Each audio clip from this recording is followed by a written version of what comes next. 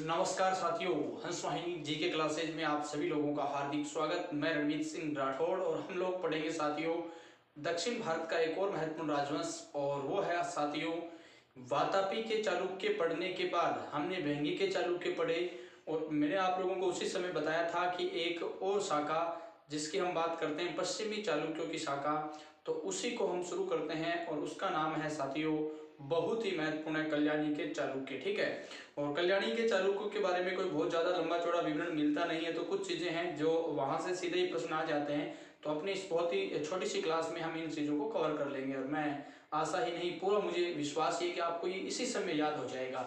ठीक है, तो शुरू करते हैं। सबसे पहले यानी दक्षिण भारत के हम राजवंश पढ़ रहे हैं और कल्याणी के चालुक्य हम यहाँ पर पढ़ने वाले हैं। और जैसा कि मैंने आप लोगों को कल ही बताया था कि जब हम पढ़ रहे थे यानी राष्ट्रकूट वंश पढ़ रहे थे, महाराष्ट्र वाला कुछ गुजरात वाला ऊपर वाला पार्ट नीचे वाला ये, तो उस समय मैंने आप लोगों को बताया था कि जब गुजरात में हम महाराष्ट्र में हम यहाँ पर पढ़ रहे थे, क्या पढ़ रहे थे यानी राष्ट्रकूट राजवंश पढ़ रहे थे, तो राष्ट्रकूट राजवंशों में हम जब अंतिम स्तर पर पहुंच चुके थे तो उस समय हमने तैलप सेकंड की बात की थी कि तैलप सेकंड के द्वारा यानी कि एक साम्राज्य की स्थापना की जाती है यहाँ पर, तो वो इसी क्षेत्र में यानी कि जो ये क्षेत्र है कौन सा, महाराष्ट्र वाला। ठीक है, थोड़ा सा ऊपर वाला भाग भी इसमें आ जाता है और ये वाला भाग। ठीक है, यही जो भाग है साथियों ये किसके हैं आप लोग थोड़ा सा ध्यान रखना, कल्याणी के चालुक्य। किसके है, कल्याणी के चालुक्य। ठीक है, ये लीजिए। ओके, बस इतनी सी बात है, तो ये थोड़ा सा मैप से समझ लीजिए।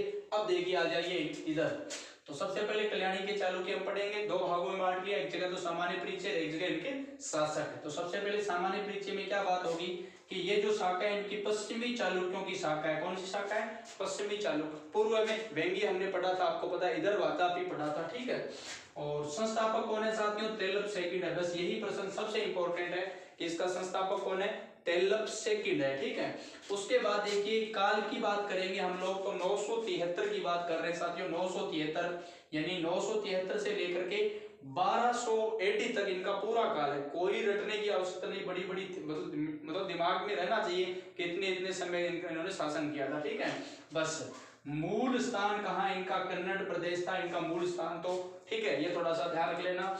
और आगे की बात है राजधानी। देखिए प्रारंभिक राजधानी मान्यखेत थी। मान्यखेत क्यों थी, क्योंकि आपको पता है जब ये राष्ट्रकूट शासकों की बात हम जो कर रहे थे उनके ये शासक थे। ठीक है ना, मतलब उसी जगह पर इन्होंने अधिकार किया था, तो उनकी राजधानी मान्यखेत थी। तो मान्यखेत इनकी क्या थी, प्रारंभिक राजधानी थी और बाद में क्या बना दी गई, कल्याणी बनाई गई। ठीक है, जब हम सोमेश्वर ट्रस्ट की बात करेंगे तो वो ले जाता है राजधानी। ठीक है, तो आगे देखिए राज चिन्ह पूछा जाएगा। राज चिन्ह क्या है, व्रह। राज चिन्ह क्या है इनका, व्रह है। ठीक है, तो इसका मतलब वैष्णव। और इधर देख लीजिए, अगर अपन बात करेंगे प्रारंभ में ये क्या थे साथियों, राष्ट्रकूटों के सामंत थे। क्या थे, राष्ट्रकूटों के सामंत थे। और फिर मैंने आपको बताया कि तैलप सेकंड ने यहाँ पर क्या है यानी कि इस राज साम्राज्य की स्थापना की। अब देखिए तैलप सेकंड प्रमुख शासकों में सबसे इंपॉर्टेंट है 973 997, कोई नहीं पूछेगा काल।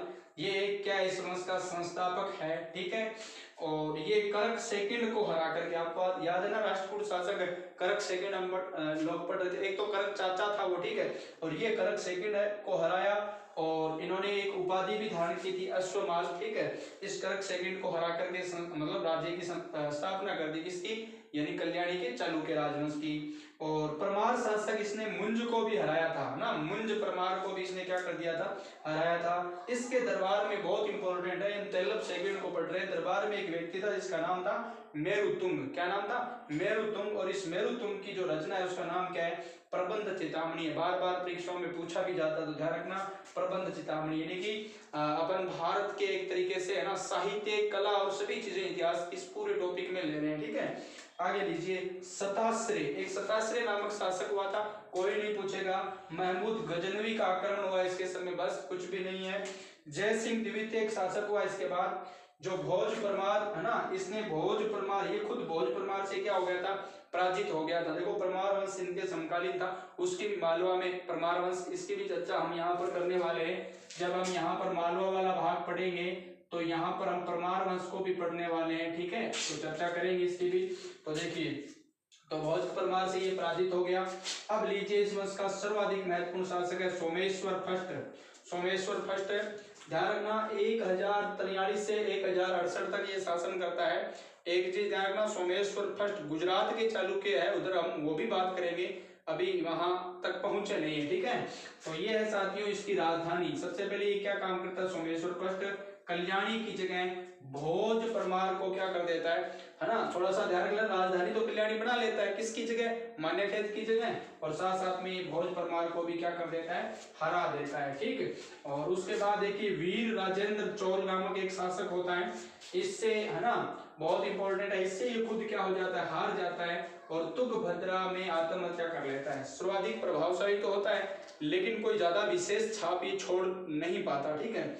लेकिन अब देखिए विक्रमादित्य षष्ठ, अब आपको ताज्जुब होगा कि षष्ठ का मतलब 6 होता है, सीधा छठा कैसे आ गया। देखो बहुत सारे शासक हैं, सभी को हम न तो पढ़ सकते न हमें कोई जरूरी एग्जाम की दृष्टि से, इस वजह से जो इंपॉर्टेंट है वही हमें पढ़ना है और यहीं से सीधे प्रश्न आते हैं।